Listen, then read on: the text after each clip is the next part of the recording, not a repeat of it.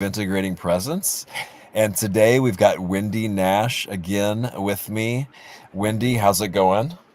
Good, good. I'm on Gubby Gubby country in Queensland, Australia, on the east coast, and my cat is just next to me. So I apologise in advance if my cat gets a bit grumpy. She gets easily startled. So she's right next to me, and we're good. It's warm, it's tropical, and I know that in the US and in the northern hemisphere, it's not tropical at all. So yeah, but good. I'm in a somewhat warm car here, looking like a homeless person or something. But due to the place where I live out in the sticks, there's no internet, so I'm at a park just for people wondering what the heck is going on with Josh in the car doing this. So yeah, here I am. And today's topic is about meditation retreats. And it is a little chilly here, but not too bad here in Missouri, somewhat rural Missouri. So we thought we would just start off at the beginning, right, of meditation retreats, talking about our first meditation retreat experience. I'm going to throw it right back to Wendy so then I can gather my kind of memories and thoughts on my own.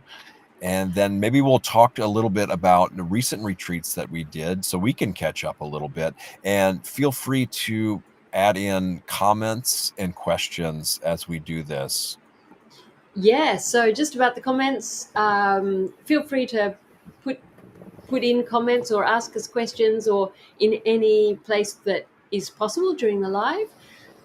So just as a heads up on that, because I will see them and respond to them. So it's great to do that. So my first retreat, gosh, it's 2003. It was an 8 day Zen retreat. So I went from doing kind of no retreats at all to an 8 day, like that was the first residential retreat. I guess I said there was a 1 day retreat I did, and it was mindfulness in the morning and then loving kindness in the afternoon. And at Have the you had end a of meditation practice at that point? Did you have a practice? Nah, I just No. sort of Okay. chuck. I'm not like that. I just thought, okay, I'll just give it a go, and I'll try it. And actually, I did it, and then I didn't come back to meditation for a few years. So it was probably before 2003. And I got to the end of the loving kindness meditation, and the teacher said, "Oh, how did you go?" And I stuck up my hand and I said, "Wow, I didn't realize I hated everybody." So it was a good mirror for me because it meant that I didn't feel any peace and love at all, but I did see that I was the problem. So that was really good, and that it was up to me to change my attitude because I just didn't like anybody. So that was really useful to know.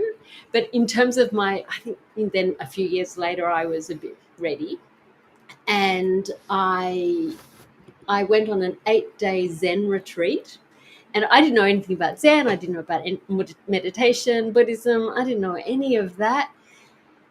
And I was just going to go in my gear and stuff, and I was really unprepared. And they said, wear dark clothes because it's Zen. It'll help you feel in place. I didn't have meditation things. I didn't have it was camping, so I wasn't used to that. And I went, and how would I describe it? I became sort of aware. I just got really tired, and I started skipping sessions actually. And then the teacher said, put out the message to one of the assistants to make sure I was first in queue for the retreat. I was banging and crashing in the kitchen. I'm supposed to help out. I was angry, and they should have done this and they should have done that, all this sort of stuff. Anyway, so I was really angry. I got home, and I was talking with somebody at work. She was a temp, and she said something like, "Oh, you're not a nice person," or whatever it is. And I said, "You do know who I am, don't you?" But it was like, "Do you know who you're speaking to?" I think I said that. And I was going in therapy at the time, and my therapist said, I said, "Oh my God, I feel my ego is huge. It's absolutely enormous." And she said, "Yeah, I want to punch you on the nose." Like, I was really, really full of my own self importance. And it wasn't that that was a problem, it was that it was the first time that I saw it. So it was good for me. I really wanted to see where I was going wrong. So these retreats helped me see that I was the problem, and I had a lot of grandiosity, and so that's what was coming up because that's what was there. And yeah, so that was just in terms of my first one. I remember getting to the paddock. I remember getting there and thinking, it's a paddock, and why is everybody saying it's really beautiful? And then as the week went on, I was like, wow, it's so beautiful. So it was just transforming in that way. And the other thing that happened is that my capacity to see trees changed. So in the beginning, it was just bush. And then I started to be able to really see the trees because the Zendo, which is the meditation hall, had windows looking out. And so I was able to see it as the week went on. And it became very curious to me that how much my mind changed, because nothing in the outside world had changed. It was only in me that this was happening. So that was really good. And I actually met that meditation teacher a couple of years ago, and I'm so much more chilled and I'm not angry anymore. And she said, "Yes, you are a testament to practice." So, because she saw me at that one bang crash, I was angry. I was always angry. I went on loving kindness meditation not long after that. It was a 4-day one, and I was banging and crashing, and I was so angry. It was a loving kindness meditation. I was just angry, angry, angry. That was how I was. So that was me at the beginning on my retreats. That's beautiful. And that's what loving kindness can do. It actually brings up the things that need to be seen and purified. Oh yeah, lots of messy stuff coming up when I first started doing that. So the people in America what is a paddock? I should probably know that. What does that mean? Oh, so a paddock is, it was just, how do you say that? Like a farm enclosure, but it's not enclosed. It's like a just grass. If you a field in a farm, what do you call a field in a farm? Yeah, that's it. Like a field and a farm. Yeah, like where cows graze and animals, roam around and graze, fenced in area. Yeah. Yeah, but there's no Mhm. fence and there's no Okay. cows. Okay, So so just like an open, field. Yeah. Mhm. yeah, I guess a field is another way of saying it. Sure. Yeah. Yeah. And that's cool how your consciousness expanded basically, right? I mean, to be able to literally see something with your physical eyes that you couldn't see before. Yeah, I mean, we can see the expansions in consciousness happen on retreats, I know. So and then the other key distinction that I wanted that when you say you are the problem, right? So this is in context that I'm guessing that you always thought it was somebody else that was doing it. Somebody else was the problem, right? That's what you mean, right? Before that, or Yeah, like I yeah, was yeah, angry okay, all the time. They mm, did this and they that's did that and right, they were this and they shouldn't have done this. And that's right. people were Blame, like, one yeah, woman, a friend of mine, she later became a friend, and she said she worked with soldiers from the Departments of Veterans Affairs. So, and she worked, so, and she said she was not scared of many people, but she was really scared of me. I had this really volatile anger that was just reactive and unpredictable. And wow, I never physically hurt anybody, but sure. I spoke very ill to Yeah. people. Yeah. The reason I chuckle here because I was in the same position. I was in the workplace where I was doing, one of the most senior people there doing one of the most low level things, and I was completely this is ridiculous. I shouldn't. I'm way above this. I can't believe that they're making me do that.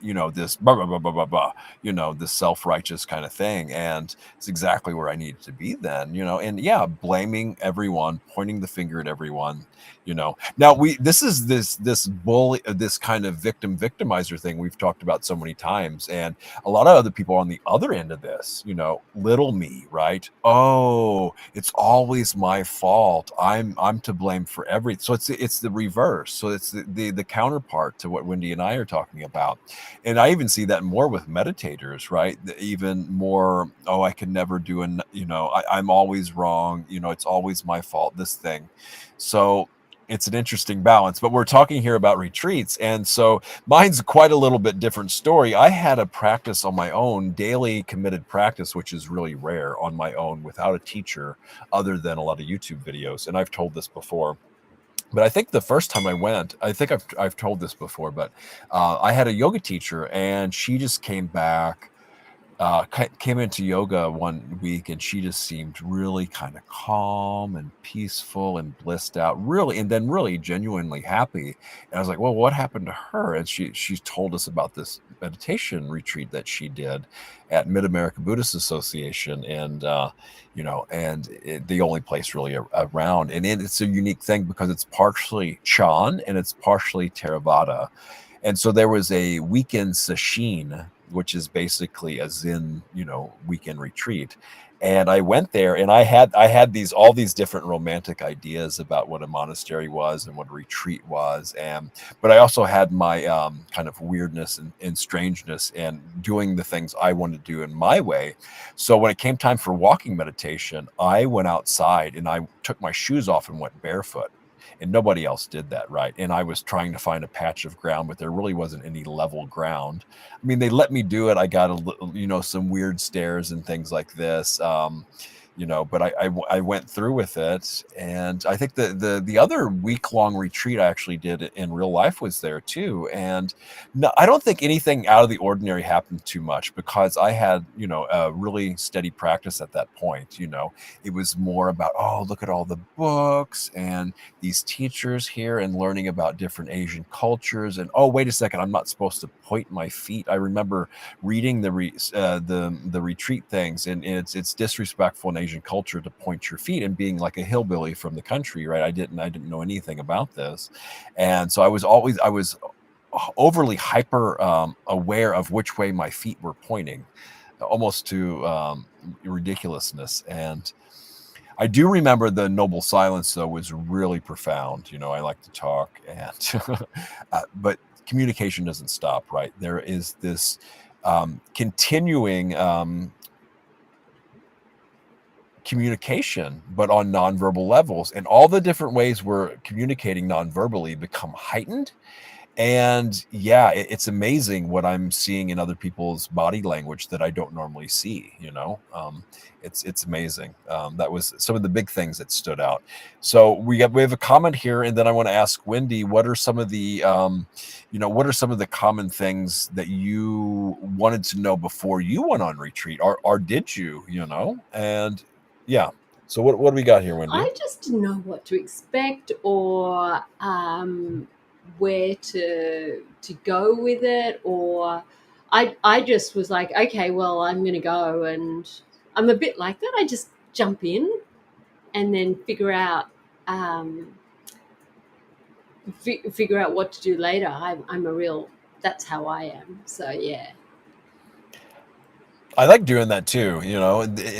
I usually have a plan A, at least when I'm traveling or something, which, by the way, we'll talk about meditation practice, leading a nomadic lifestyle, or when traveling too. I think it's a really important part of practice. That's our next show next month.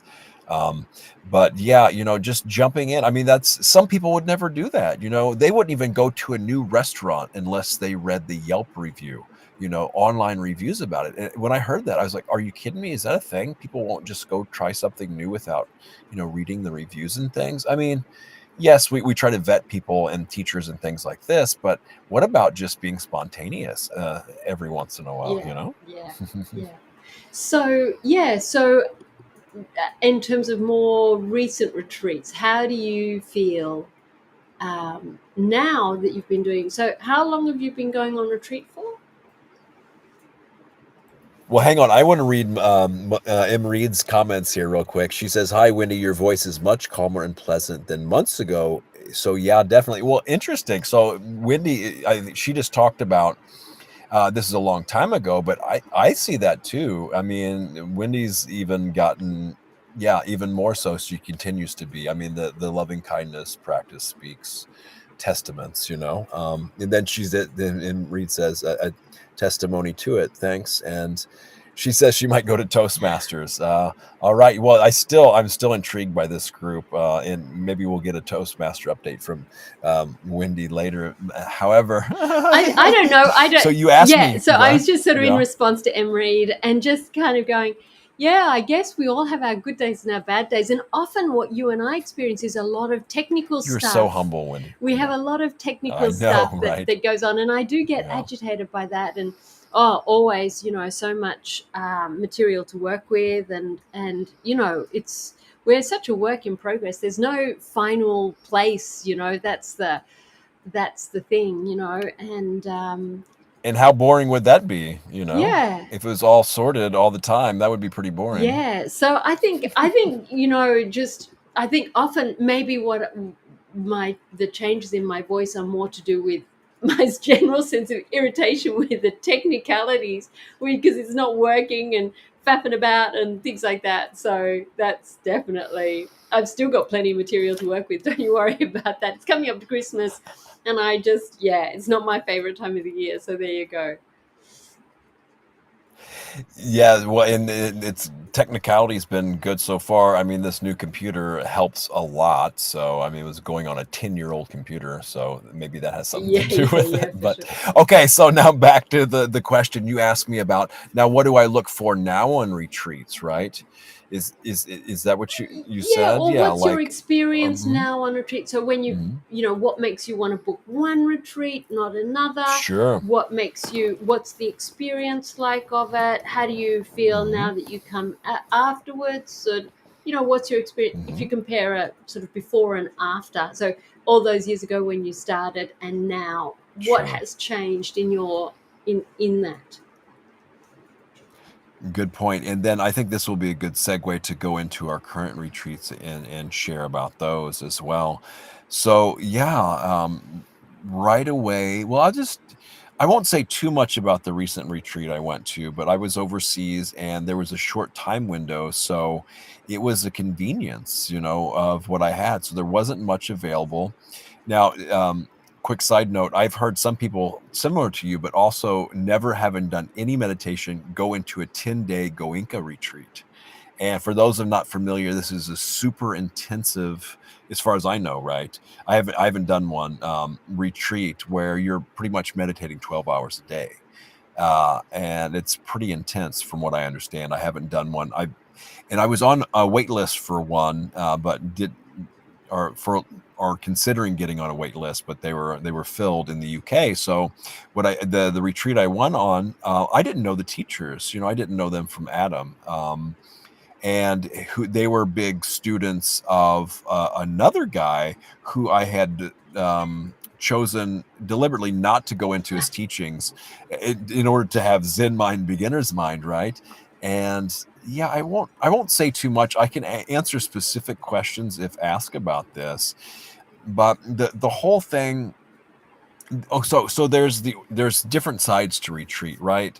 We've got the food. That's the biggest thing, I think, when you're on a retreat and you're keeping precepts. So for those that don't know, a lot of Buddhist retreats are you take at least 5 precepts, if not 8. So Mm, there's little distraction. You're put in a situation where you're not able to really run away or distract yourself a lot. And so food becomes like especially in the Theravada, you get like one big meal a day. You get breakfast a lot of times, and then maybe a little short meal in the evening or a little snack or something, sometimes depending on what it is or whatever. So it's interesting to see the mind work around that too, and center the day,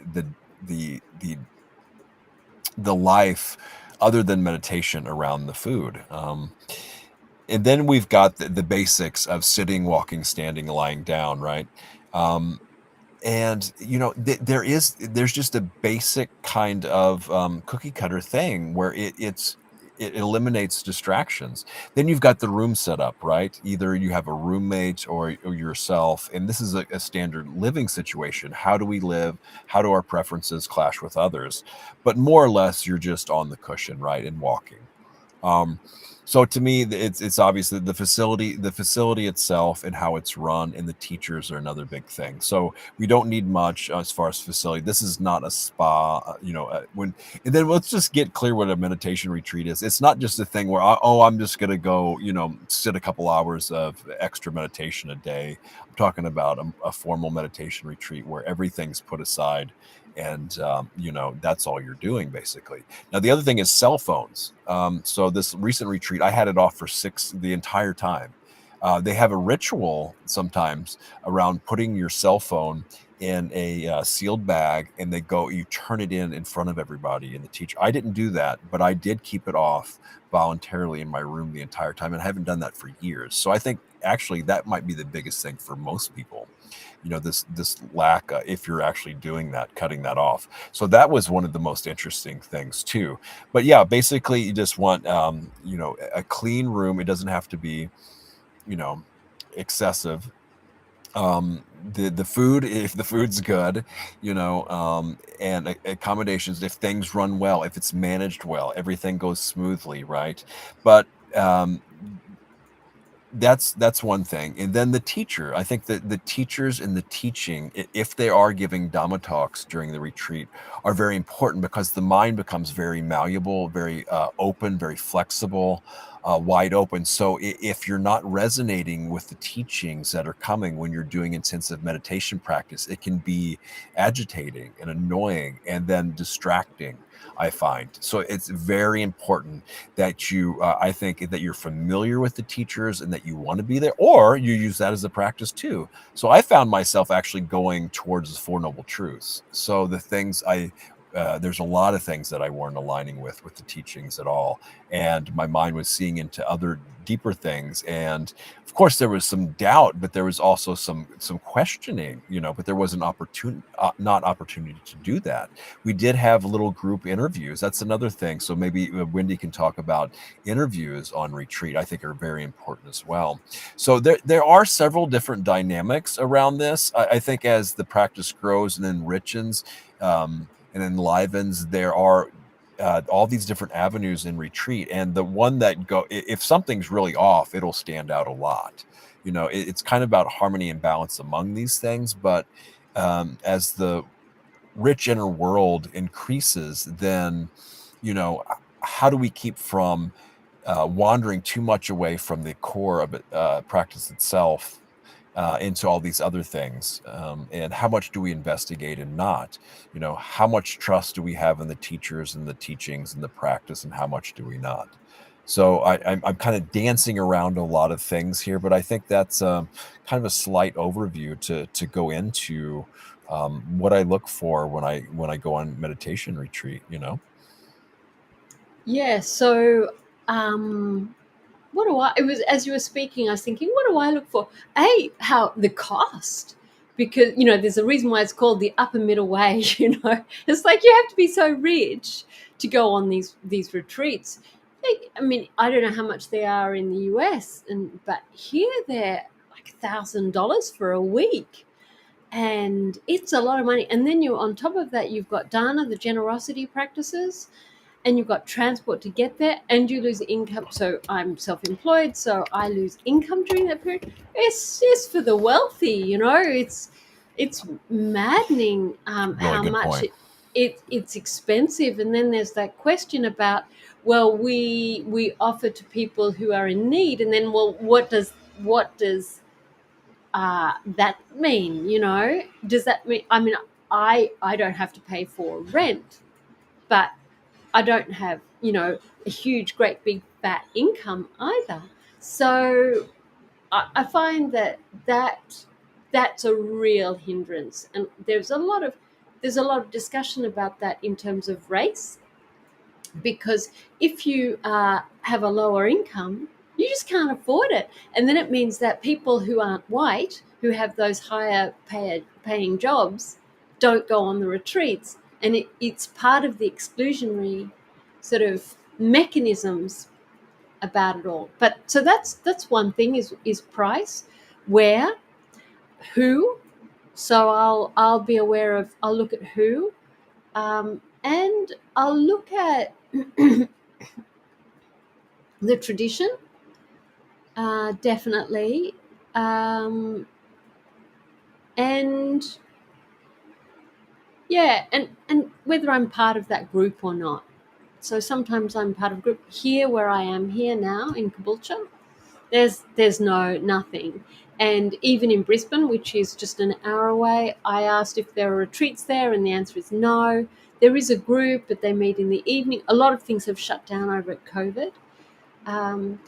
Yeah, so I would say that's what I look for. In terms of my experiences now, what I thought when I started the retreat, so as we were driving up to the first retreat, the Zen one that I was talking about before, I asked them, what's the retreat like for you? And she said, well, it changes every time. And I didn't understand that, because I was like, well, you're not doing anything, so how can it be different every time? And now I understand that every retreat is different, because what's going on in my mind is different. So that has been a big thing. And I have found some now, when it goes awry, the teacher says something that I don't agree with, I always bring it back to, well, I don't like them. And what is it like to not like people? And what is it about me? How do I feel when I don't like people? And what am I struggling with? So I was on retreat a couple of months ago, and I just went straight into this first day, straight into this awakened mind for 4 days. It was fantastic. And I got back up on the questioning thing, because that was at a question time. And then 4 days later, I was really reflecting on it, and I wanted to share this great insight. And she clearly, in hindsight, I think she just thought I was very conceited. I had gone into this very conceited space, and she just cut me right down. And so I then was kind of reeling from that experience, not only in the sit, like in the interview. I was at the front in an interview between two people, and then I just got, somebody had come on retreat with a cold, and I got that cold because I was fully compromised in that space, which caused a whole lot of problems. So if you have a cold, don't go on retreat, because as it happens, the woman who I was sharing my room with, who I could have easily given the cold with, we had to get the whole place infected and all the rest. But she actually was going into a household where somebody was immunocompromised. So it had huge implications, actually. So don't do that.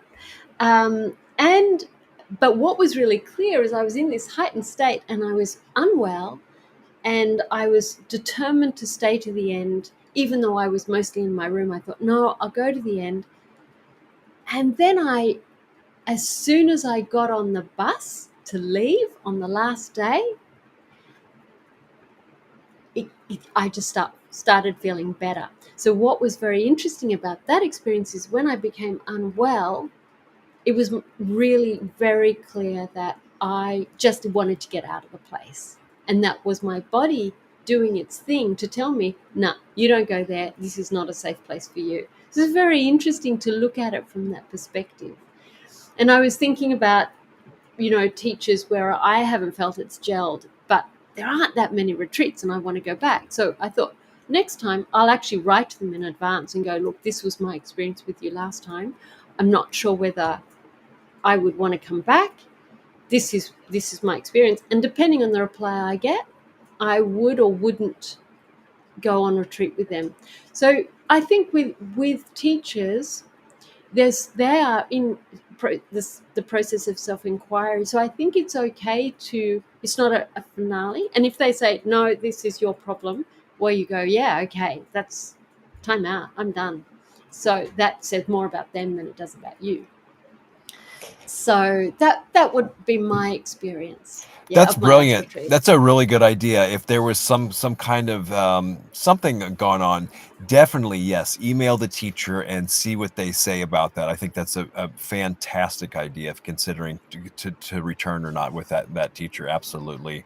Now, Wendy, when you were talking, the other question I had. So you were doing interviews in front of people, like they put. No, what did you mean when you did interview? How did that work? Yeah, yeah. So on the first Zen retreat that I did way back in 2003, that was in a private room, and that was just the student and teacher.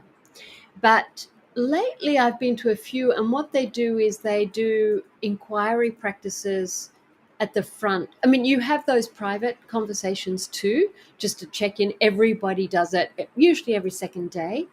But if you have a particular question, then you can go up to the front. They do an inquiry at the front, and then everybody hears that and uses that. It's a device. It's a teaching device, and I think it's a really good one. Definitely, yeah, So it's kind of like a group Q&A. Yeah.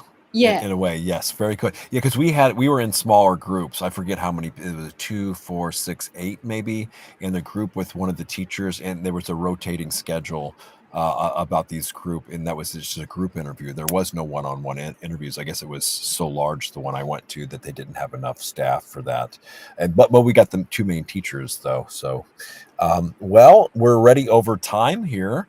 The only other thing I think I wanted, right? Are we? No, no, no. We're only half an hour in. That's right. I keep thinking we started the bottom of the hour. Great, because I wanted to go into what if we were teaching retreats. Now, disclosure here. I have done a very tiny little retreat at someone's house that I have led in someone's backyard during the fall. I think the fall month, or the temperature was enough to sit outside by a fire, and we did do. It was actually like a quarter-day retreat. It was several hours. I've got it documented on my blog anyway, of sitting and walking. So I'm glad I had this experience. So what I did is I did do a disclaimer, obviously, or not a disclaimer, a waiver, right? A liability waiver. So this is important in some instances too. So make sure all the legal things are there, and insurance if there's not. So everything, yeah. Besides all the business end of it, and of course I work on donation basis. And let me actually backpedal a little bit to Wendy's main point about fundage. And since I don't make much on my website, I don't have, and since I do everything is from the spirit of generosity, for me it's a little bit different. So I don't have as many qualms as telling them what I do, and this is what I do, so this is a training for me. I can contribute in other ways. Now, most of the places that I did sign up, they do have sliding scale, but yeah, there is this kind of shame or blame, or what is this low, why is it, to me, what is the best way to go about that? It's called sliding scale, right, based on income. But I thought the organization I did fairly well. So you can get like half price retreat, no questions asked, and I just told them that's what I did, and they didn't. So, but then you could get a further discount, but it was another process involved. So I just did, the first one, and because of my situation, and it went really smoothly. I didn't have to fill out anything like that. I didn't feel less than or more than doing it. I said, okay, this is a situation basic. Now, there's all kinds of complications involved in this. So I would like to know if there's a better way of doing this than some organizations do it. Some don't do it at all. Some do it, I guess, better than others. I don't know if anybody does it perfect, or if that's not perfect, but what's the best way to go about this? Now, I've heard of Goenka stuff, which I think is really admirable. They won't even, it's all free.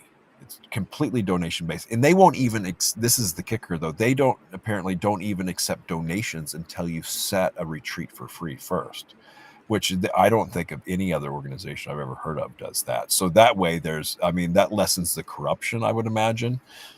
So I think that's a really good thing. So yeah. So Wendy, what would you what kind of things would you need to know or want to know about leading your own retreat too?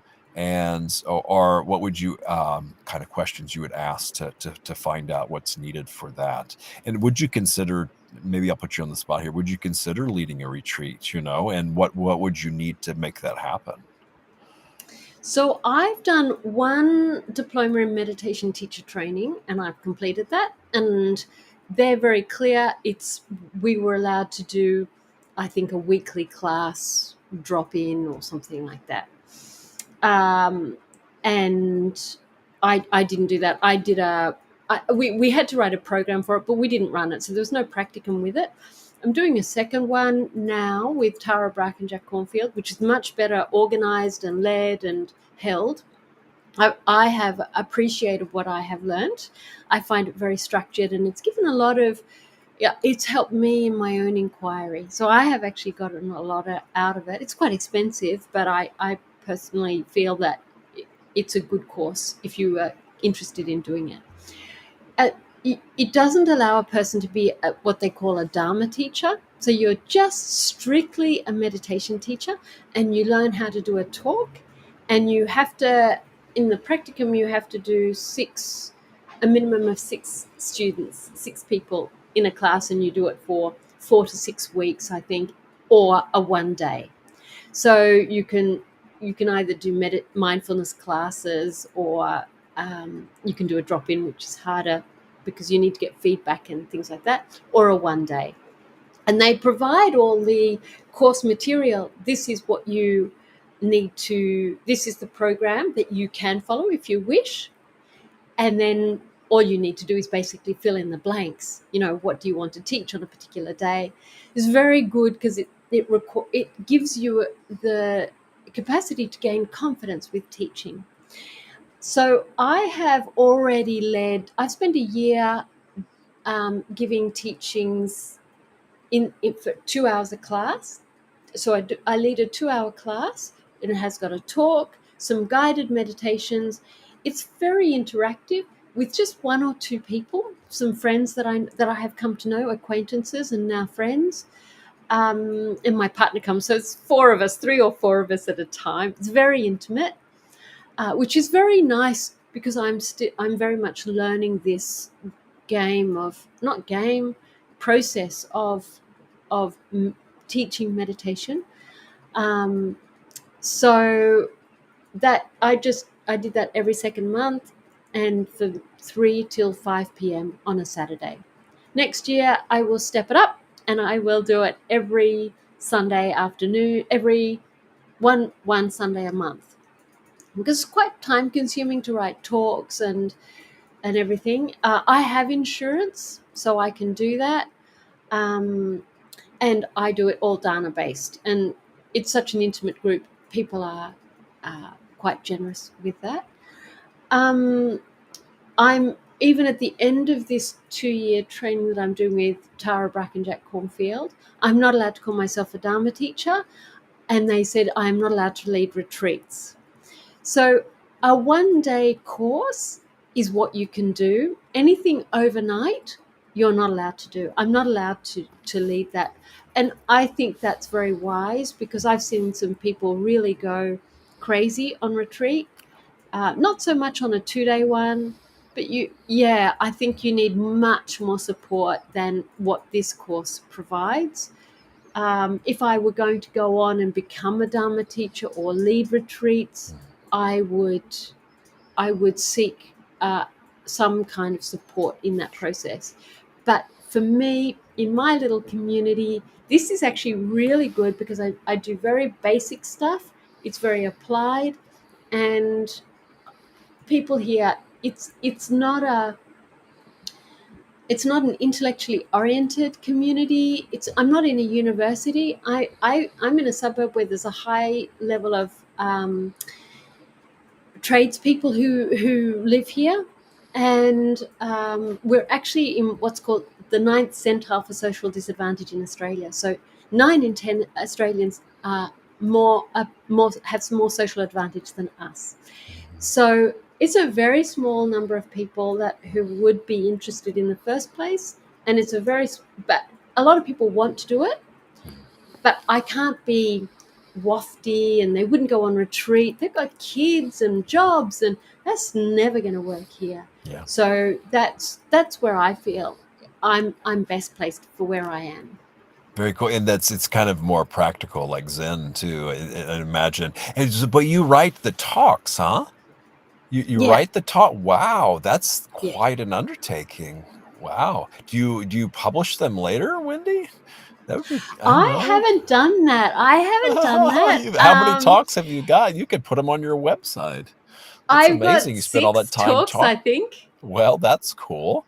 Hey, and you mentioned it also reminded me of Oxford. So I think we talked before the show. There was an Oxford cue in there. Do you remember now what you wanted to say? So keep that in mind. But then the other thing was, okay, you get this accreditation from the Jack Cornfield Tara Brock, and but let's say you did want to go on to but you just can't say that I'm approved by them to do, to teach a overnight retreat.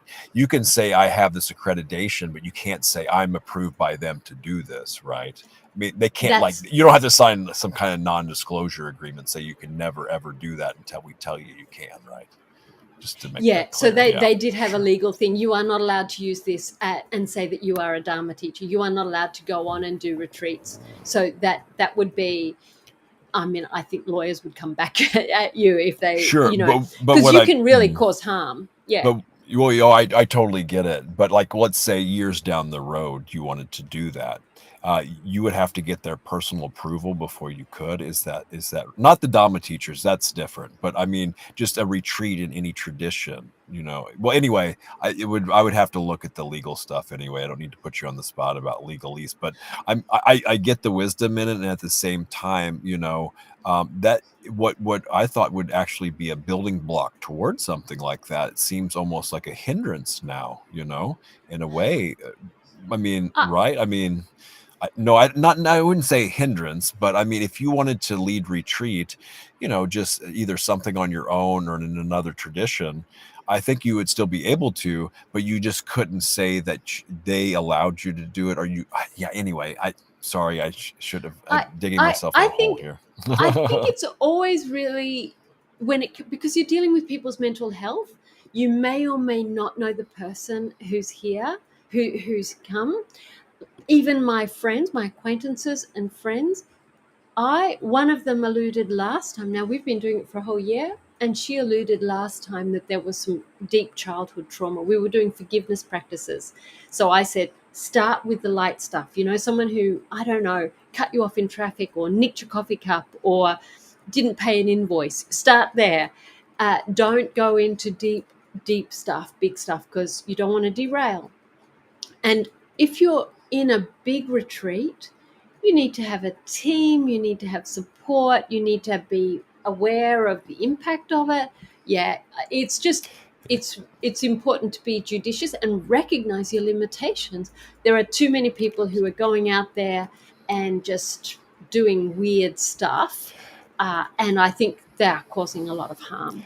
I totally agree, and then when we throw people that are into plant medicine in there, and it works really well for some people and but there's just so much, and I can't speak to that because I've never done that. But I mean, that's a direct substance, and it's challenging enough without any substances involved. So, Yeah. but I mean, I just for a few more minutes here, I'm curious now, what would that look like? If you are and or I would want to go into or look at something like that in the future, maybe even just a weekend, So I think to consider, we have to look at the number of people involved. Yeah, if it's a huge facility, obviously, I mean, I mean, starting small here. I think maybe volunteering under a teacher or just running as support staff for something like that. Or I don't know this word, shadowing. I don't really like that word, but I mean,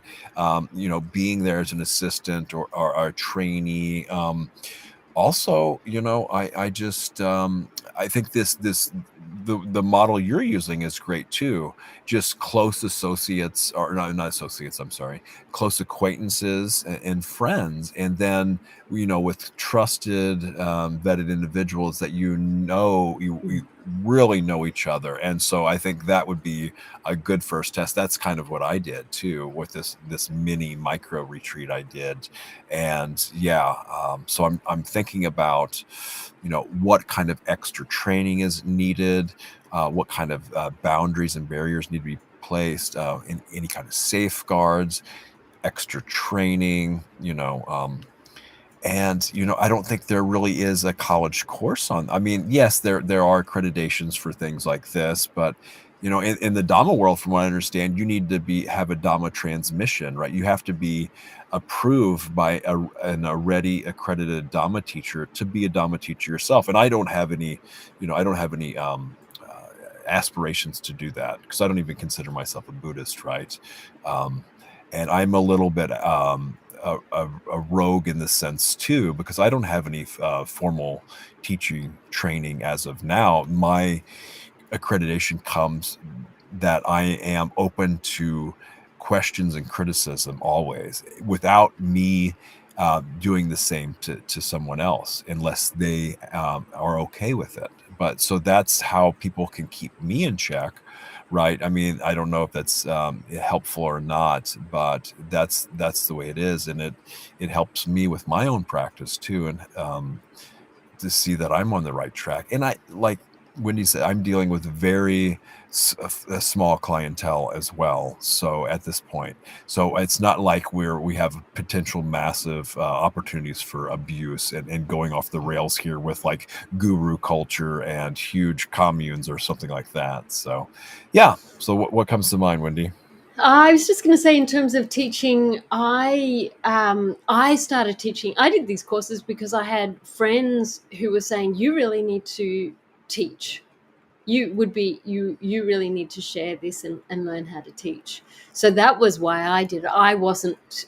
I think you do have to question, what is it that motivates you to teach, because and when people are going, "No, you really need to do it," and they say it for several years, then I think you're probably ready.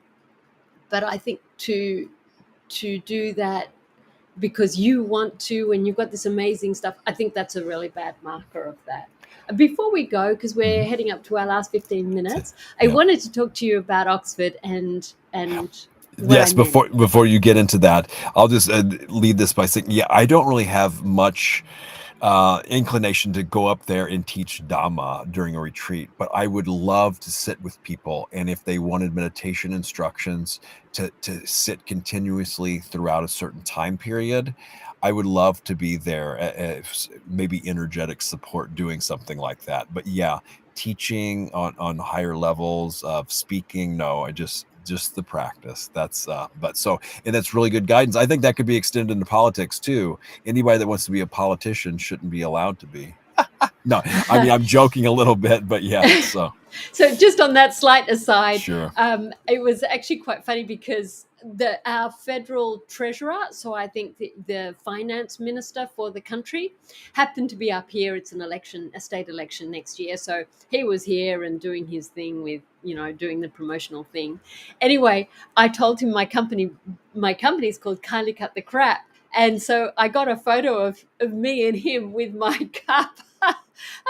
He loved it. I actually got one done for him with sort of a little personalized message just for him.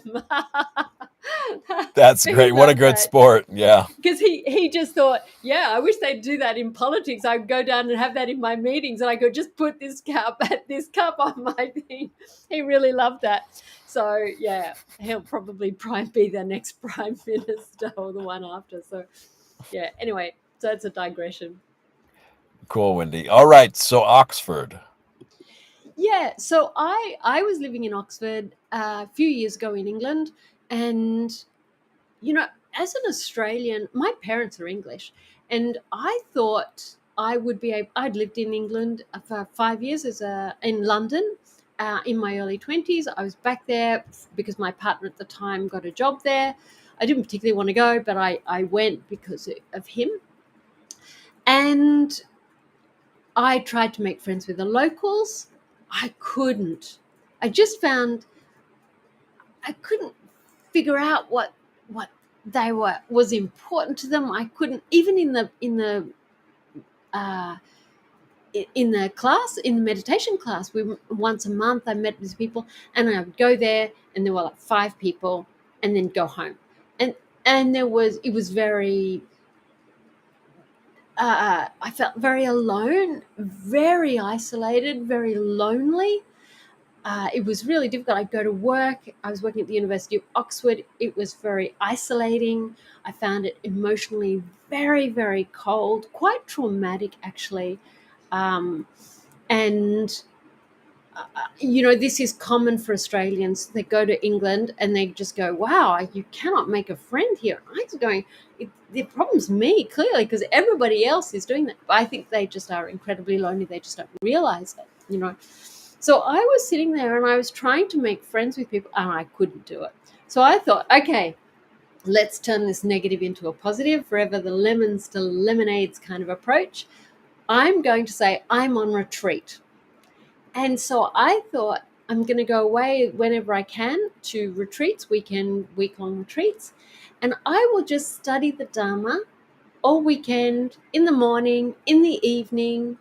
I will memorize verses and slogans and texts, so that when I'm having a really bad time with somebody at work, I will just do that and apply it.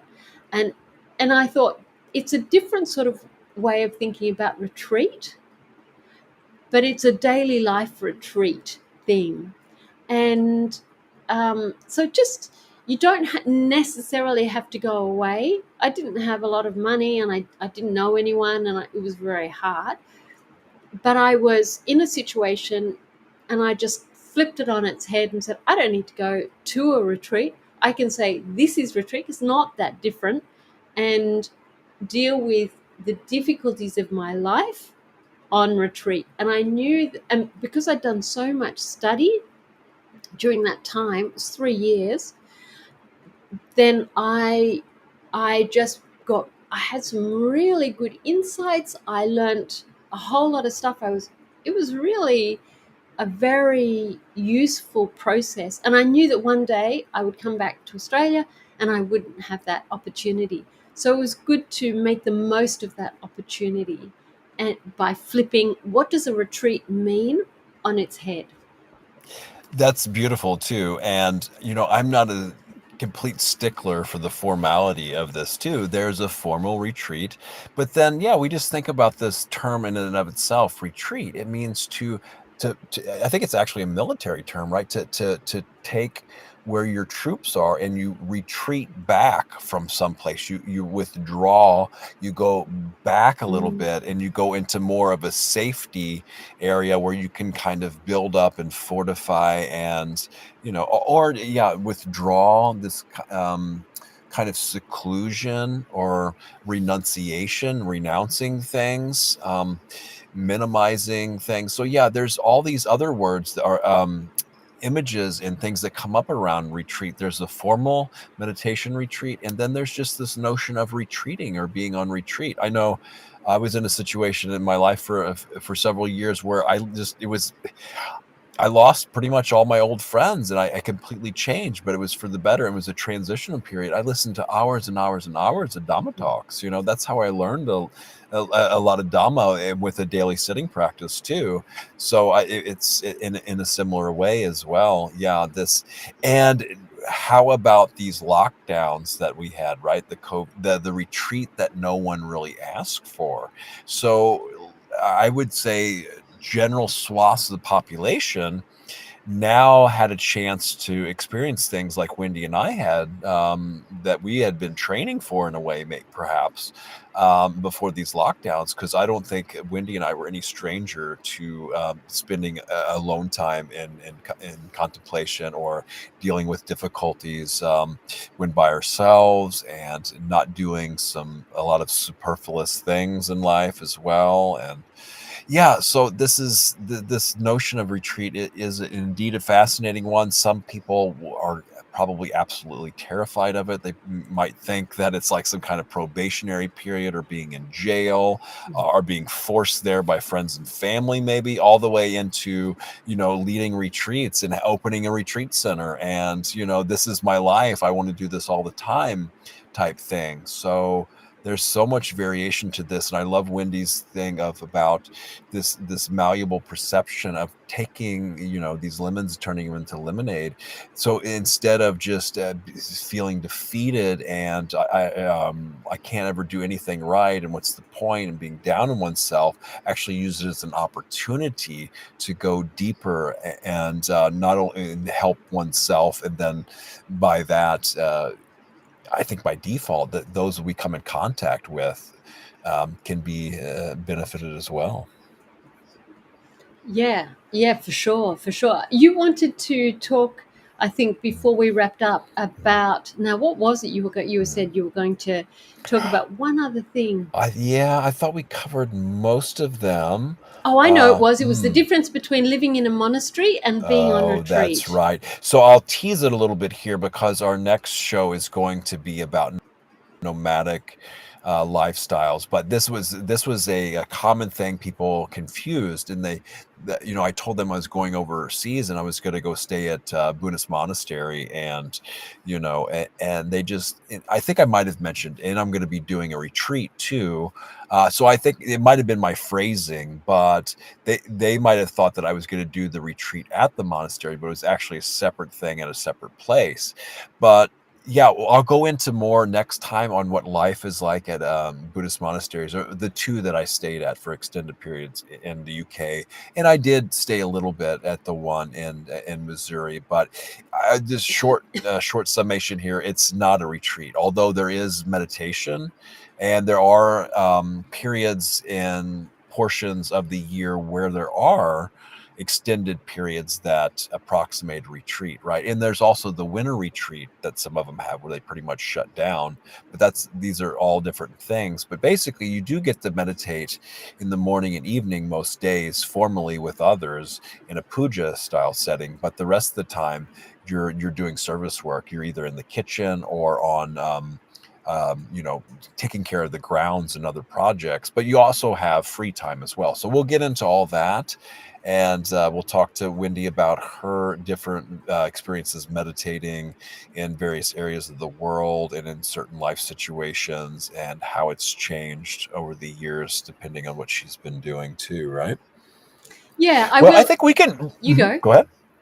Oh, I'd say we couldn't even wrap up a few minutes early too. Go on though. Yeah. I just a little bit on that. When I moved back from Oxford to Australia, I stopped for 6 weeks in a nunnery, and I did think, oh, there'll be lots of meditation and stuff. So there was none of that, and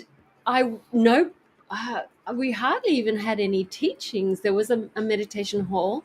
There were a lot of mosquitoes. So it was in India, in the north, and there were a million mosquitoes. And some people get affected and some people don't, but I definitely got affected. And it was really, I was happy to have, it was more just a general decompression from the time in Oxford, to feel like I was back as being a human being, as opposed to this lonely little person on my own. But yeah, it was, and there was a Russian nun. Her name was Yankee. She thought it was very funny because she was like Yankee as a Russian. She thought that was very funny, and she and the abbess were fixing up all the buildings and doing all this stuff. And that's actually what most of the people, the nuns who lived there, that's what they did. They were just doing all that stuff. They had a couple of guys to fix up the gardens and things, but basically it was free labor. In fact, Ajahn Brahm, he says he wants to start a monks union about the labor conditions for monks, because it's so terrible, because you just have to work and work and work, and you don't get paid, you don't get anything, you just have to do it.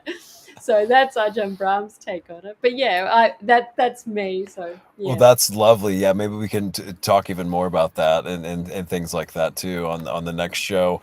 And I will say though, it is a contrast though, even though it is kind of hard work, and that going back into society after living there. I mean, even just down the road to the garden center, one place is, it's just like, people are living like this. What's going on? I mean, because there is so much more cohesiveness and order and calm and peace, but you're going about your day, but it's completely different than the world's. It's pretty wild. I was just thinking when I did a 26-day very early on. I think soon after the 8-day retreat, I did a 26-day silent retreat. Not It was quite similar to the Goenka, but so that sort of thing. And my friend came and collected me because I never drive in those situations after a retreat because I just think I'm bound to have a collision. And these people, I was going, and then you go right here, and then you turn left here. And they said it was like having somebody on acid because I was just, and then you go over here, and look at that over there, and that person's standing there. I just thought it was so funny. It has completely different wavelengths than most people. Yeah. When it comes, Totally. yeah. All right. All right. Well, thanks very much to M. Reed for our comment. Sorry about Yes. we didn't. I think maybe you've probably gone to sleep by now because wherever you are, it's half. You haven't been on for half an hour. So, thank you very much, M. Reed, for joining us, and for Josh. I think it's been a great conversation. It has. I'm so glad we did this, and catching up on a retreat experience is a big part of practice. So may you all sit well, and all the best of retreats, present and future to you, and integration of the past ones. Bye now. Definitely. Bye.